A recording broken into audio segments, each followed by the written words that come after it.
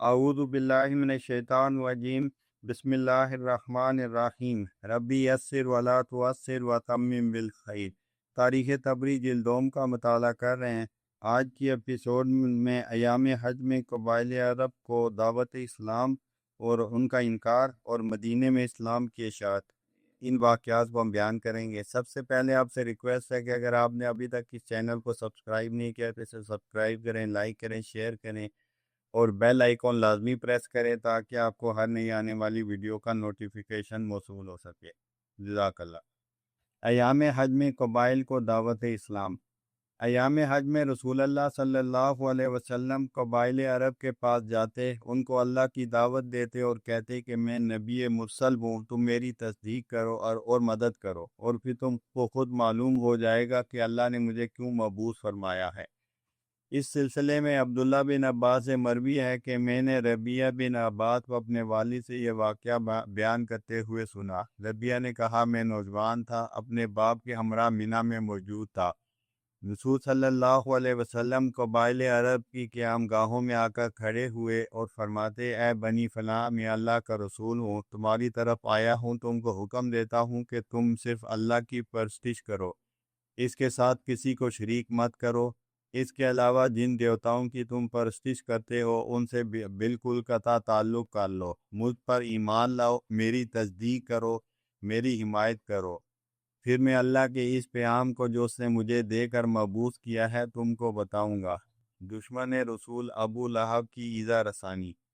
آپ کے پیچھے ایک اور شخص بینگا خوش رو زلفوں والا تھا جس نے ایک ادنی حلہ پہن رکھا تھا۔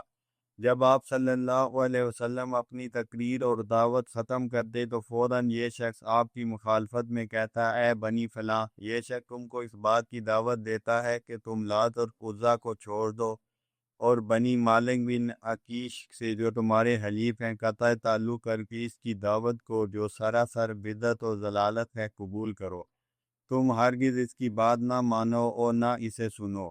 میں نے اپنے والد سے پوچھا کہ یہ کون ہے جو اس شخص کے ساتھ ساتھ اس کی تردید کرتا پھر رہا ہے؟ انہوں نے کہا یہ اسی کا چچا عبد العزیٰ ابو لہب بن عبد المطلب ہے۔ بدبختوں کا آپ صلی اللہ علیہ وسلم کی دعوت کو ٹکرانا۔ زہری سے مروی ہے کہ رسول صلی اللہ علیہ وسلم کنڈہ کے پاس ان کی قیام گاہوں میں گئے۔ اس وقت ان کا سردار ملی بھی موجود تھا۔ آپ نے اسے اللہ عز و جل کی طرف بلایا اور خود کو ان پر پیش کیا، مگر انہوں نے آپ کی بات نہ مانی اور انکار کر دیا۔ عبداللہ بن حسین سے مروی ہے کہ آپ بنی کلب کی قیام گاہ گئے اور وہاں ان کے ایک خاص خاندان بنو عبداللہ کے پاس آئے۔ ان کو اللہ عز و جل کی طرف دعوت دی، اپنے کو پیش کیا اور یہ بھی کہا اے بنی عبداللہ، اللہ نے تمہارے جد کو بہت اچھا نام عطا فرمایا ہے، مگر انہوں نے بھی آپ کی دعوت کو قبول نہیں کیا۔ عبداللہ بن کعب بن مالک سے مروی ہے کہ آپ بنی حنفیہ کے پاس ان کی قیام گاہ آئے اور ان کو اللہ کی طرف بلایا اور اپنے آپ کو پیش کیا، مگر انہوں نے سب سے زیادہ درست الفاظ میں آپ کو جھڑک دیا اور آپ کی دعوت رد کر دی۔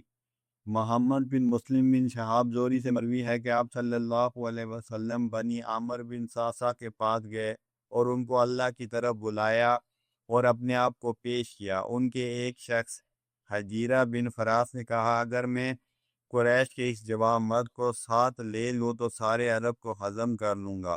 پھر اس نے رسول اللہ صلی اللہ علیہ وسلم سے کہا اچھا، اگر ہم تمہاری دعوت میں تمہارے ساتھ ہو جائیں اور اللہ تمہارے مخالفین کو تم پر غالب کر دے تو کیا تمہارے بعد اس دعوت کے مالک ہم بن سکیں گے؟ آپ نے فرمایا یہ معاملہ اللہ کے قبضے میں ہے، وہ جسے چاہے دے۔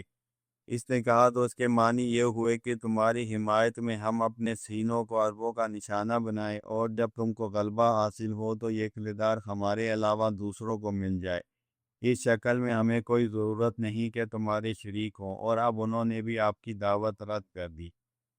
حج سے فارغ ہو کر جب لوگ واپس ہوئے، بنو عامر اپنے ایک شیخ کے پاس پلٹ کر آئے۔ یہ اس قدر عمر رسیدہ تھا کہ ان کے ہمراہ حج میں شریک نہ ہو سکتا تھا، اس لیے جب یہ لوگ حج سے واپس ہوتے تو اس کے پاس جاتے اور اس سال جو واقعہ پیش آتا اس سے بیان کرتے۔ چنانچہ حسب عادت جب وہ اس سے ملنے گئے تو اس نے پوچھا کہ اس سال کا کوئی واقعہ سناؤ۔ انہوں نے کہا کہ قریش کا ایک شخص جو عبد المطلب کی اولاد میں ہے ہمارے پاس آیا۔ اس نے اپنی نبوت کا دعویٰ کیا اور ہم سے خواہش کی کہ ہم اس کی حمایت کریں، اس کا ساتھ دیں اور اسے اپنے علاقے میں لے آئیں۔ شیخ نے حجیرات کے سر پر ہاتھ رکھا اور پھر کہا، اے بنی عامر، کیا کوئی صورت اب بھی ایسی ممکن ہے کہ تمہارے اس انکار اور تردید کی تلافی ہو سکے اور پھر اس معاملے میں شرکت ہو سکے؟ اس ذات کی قسم جس کے ہاتھ میں میری جان ہے، اسماعیلی نے نبوت کا دعویٰ نہیں کیا مگر وہ ہمیشہ حق ہوا ہے۔ تم کو کیا ہوا تھا کہ تم نے اس کی تردید کر دی؟ رسول اللہ صلی اللہ علیہ وسلم کی یہی حالت تھی کہ جب حج میں قبائل عرب آتے تو آپ اللہ اور اسلام کی ان کو دعوت دیتے اور اپنے آپ کو ان کی حمایت کے لیے پیش کرتے، اور جو ہدایت اور رحمت آپ اللہ کی جانب سے لائے تھے وہ بیان کرتے۔ جب کبھی آپ نے سنا کہ کوئی معزز اور مشہور عرب سردار مکہ آیا ہے، آپ خود اس کے پاس آئے، اسے اللہ کی دعوت پہنچائی اور اپنے کو پیش کر دیا۔ سویر بن سامت کو دعوت۔ اسی زمانے میں بنی عمر بن عوف کا قریبی عزیز سوید بن سامت حج یا عمرے کے لیے مکہ آیا۔ سوید کی قوم والے اسے اس کی شجاعت، شاعری، نجابت، عالی نسبی اور شرافت کی وجہ سے کامل کہتے تھے۔ جب آپ کو اس کی آمد کا علم ہوا تو آپ خود اس کے پاس گئے اور اسے اللہ اور اسلام کی دعوت دی۔ اس نے کہا کہ شاید آپ اس کے پاس کوئی ایسی کتاب ہے جیسی میرے پاس ہے۔ آپ نے پوچھا وہ کیا ہے؟ اس نے کہا میرے پاس لقمان کا مجلہ یعنی حکمت لقمان ہے۔ رسول صلی اللہ علیہ وسلم نے فرمایا مجھے سناؤ۔ اس نے سنایا۔ آپ نے فرمایا بے شک یہ بہت عمدہ کلام ہے، مگر میرے پاس قرآن ہے جسے اللہ نے نور اور ہدایت سے بنا کر نازل فرمایا ہے، وہ اس سے افضل ہے۔ پھر آپ نے اسے قرآن پڑھ کر سنایا اور اسلام کی دعوت دی۔ اس نے انکار نہیں کیا بلکہ کہا بے شک یہ خوب کلام ہے۔ وہ چلا گیا اور مدینے گیا اور چند ہی روز کے بعد خزرج نے اسے قتل کر دیا۔ اسی لیے اس کی قوم کا یہ دعویٰ ہے کہ وہ مسلمان مرا ہے، وہ بوآز سے پہلے قتل کیا گیا۔ اہل مدینہ کو دعوت۔ ابو الحسیر انس بن رافع بنی عبد الاشخل کے چند اور نوجوانوں کے ہمراہ، جن میں عیاض بن معاذ بھی تھا، اپنی قوم خزرج کے خلاف قریش سے معاہدہ کرنے کے لیے مکے آیا۔ رسول اللہ صلی اللہ علیہ وسلم کو ان کی آمد کی اطلاع ہوئی۔ آپ ان کے پاس آئے اور وہاں تشریف فرما ہو کر ان سے کہا جس غرض سے تم آئے ہو اگر اس سے بہتر بات میں بتاؤں تم قبول کرو گے؟ انہوں نے پوچھا وہ کیا ہے؟ آپ نے فرمایا میں اللہ کا رسول ہوں، اللہ نے مجھے اپنے بندوں کے پاس بھیجا ہے تاکہ میں ان کو اللہ کی طرف بلاؤں اور وہ صرف اسی کی پرستش کریں، اس کے ساتھ کسی کو بھی شریک نہ کریں۔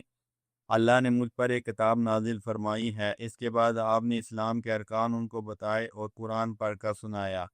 عیاض بن معاذ نے جس کا بالکل شباب تھا کہا کہ اے دوستو، بے شک یہ بات اس سے بہتر ہے جس کے لیے تم یہاں آئے ہو۔ ابو الحسیر انس بن رافع نے مٹھی پر کنکریاں اٹھا کر عیاض بن معاذ کی منہ پر ماری اور کہا تم ہی ہم سے علیحدہ ہو جاؤ، ہم اس کے علاوہ دوسرے کام کے لیے آئے ہیں۔ عیاض چپ ہو گیا۔ رسول اللہ صلی اللہ علیہ وسلم ان کے پاس سے اٹھ آئے۔ یہ جماعت مدینہ واپس چلی گئی۔ اس کے بعد اوس اور خزرج کے درمیان جنگ بواس ہوئی۔ اس کے کچھ ہی عرصے کے بعد عیاض ہلاک ہو گیا۔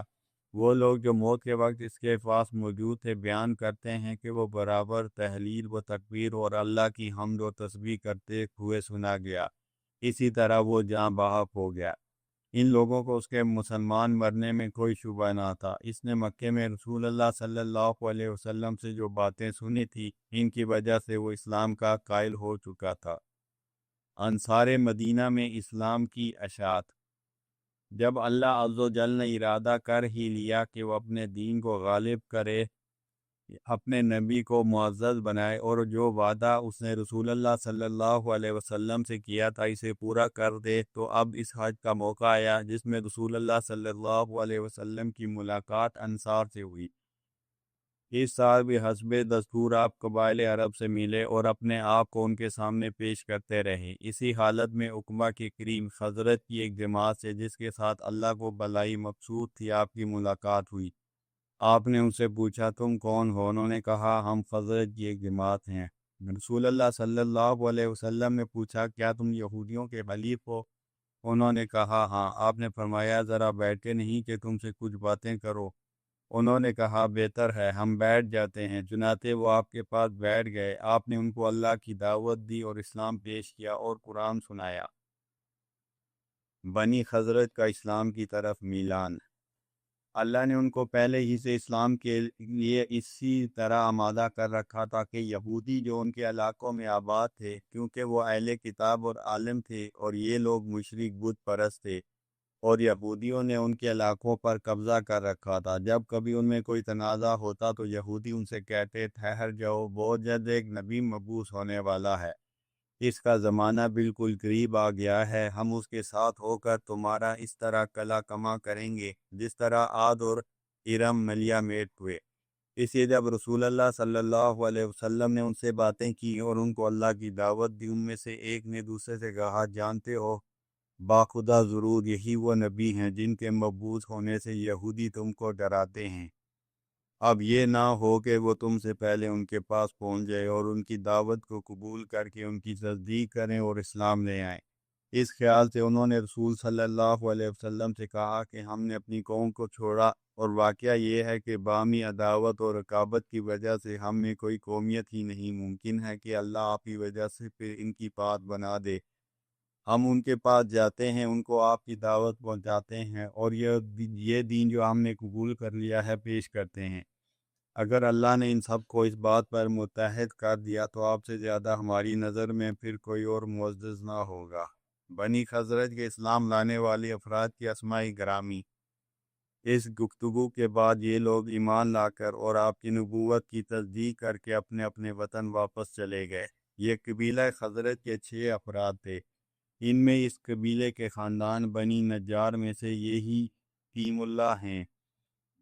بنی مالک بن نجار بن صلبہ بن عمر بن خزرج بن حارثہ بن صلبہ بن عمر بن عامر کی اولاد میں سے اسد بن زرارہ بن حدث بن عبید بن صلبہ بن غنم بن مالک بن نجار کے یہی ابو امامہ ہیں، اور او بن حارث بن رفاع بن سواد بن مالک بن غنم بن مالک بن نجار تھے، اور یہی ابن افرا ہیں، اور بنی زریق بن عامر بن عبد حارثہ بن مالک بن غضب بن لجشم بن خزرج بن حارثہ بن صلبہ بن عمر بن عامر میں سے رابع بن مالک بن عجلان بن عمر بن زریق تھے، اور بنی سلمہ بن سعد بن علی بن اسد بن سارودہ بن تزید بن جشم بن خزرج بن حارثہ بن صلبہ بن عمر بن عامر، اور پھر بنی سواد میں سے قطبہ بن عامر بن حدیدہ بن عمر بن سواد بن غنم بن کعب بن سلمہ تھے، اور بنی حراب